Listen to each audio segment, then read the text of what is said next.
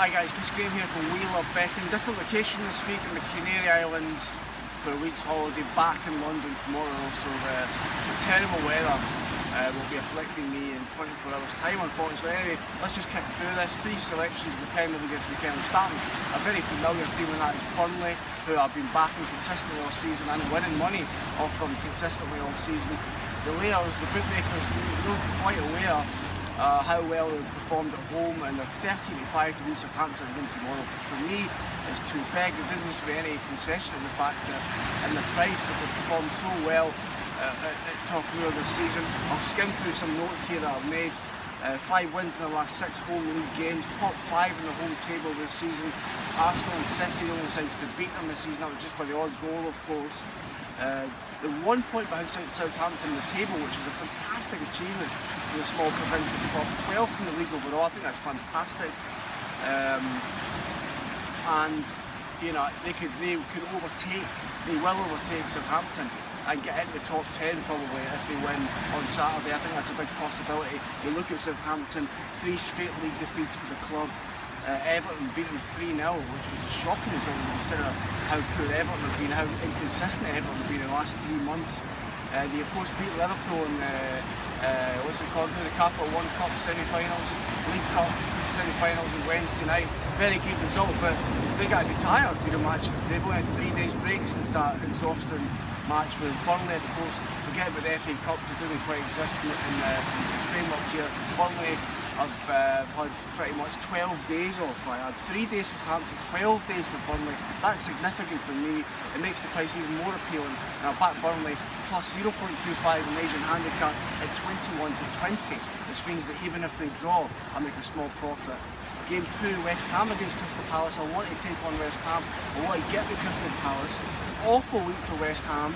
Shameful FA Cup defeat, disgusting FA Cup defeat last Friday night, unacceptable FA Cup defeat last Friday night. Heads could roll about that, and of course since then we've heard in the last couple of days Dimitri Payet doesn't no longer want to play for the club anymore.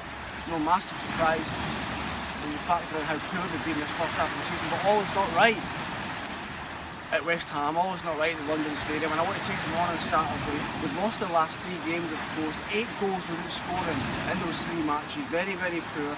2 wins before then, but if you look at the form a bit clearly, they beat Hull, no great shakes, they beat Burnley away at home. Burnley, of course, poor away from home, so no great shakes there. The form not quite adding up.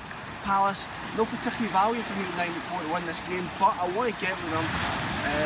Allardyce has had 11 days to sort out his team. Forget about the FA Cup, like I said, 3rd round last weekend. He's had basically 11 days since that defeat against Swansea, which was excusable. On the 3rd of January, I think it was excusable because they had a much smaller rest period than opponents that night. Players were tired. This for me, probably start Allardyce's brief, start Allardyce's tenure here.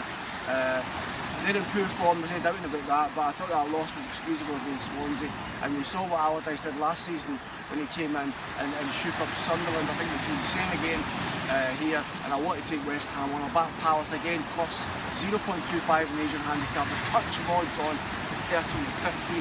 Again, if it's a draw, I'm making a small profit, a half profit. Game 3, Leicester against Chelsea, the live game tomorrow, 5:30 kick-off. Leicester, probably the hardest puzzle to solve this season in the Premier League. Very, very hard to solve. I've got a theory that they've romped to the Champions League group, they tore Man City apart, they fought back against Stoke with 10 men, but then the flip side of that, they've lost to Sunderland, they've lost to Watford, they couldn't even beat Middlesbrough at home, the former fortress of course. For me, when they're up for it, when the opponent is mighty and intimidating, and when they're up for it, they're a force to be reckoned with. They excelled in these big, big matches. Yeah, they lost to Chelsea, lost to Liverpool, lost to Man United, drew with Arsenal and Spurs, and of course they beat Man City. But crucially, in those games against the top 6, they scored in 5 of them. And I think they scored on Saturday against the league leaders, I think. Because I think they're up for it, I think they'll be big time for it. Chelsea have scored in 15 in the last 16 games. For me, I like BTTS here, share of odds on it, 10-11, that's how I see it. I think Leicester will be up for this match. I think they'll give Chelsea a tough game. I'm going to leave it there, and I'll see you next week. Back to London tomorrow, see you later.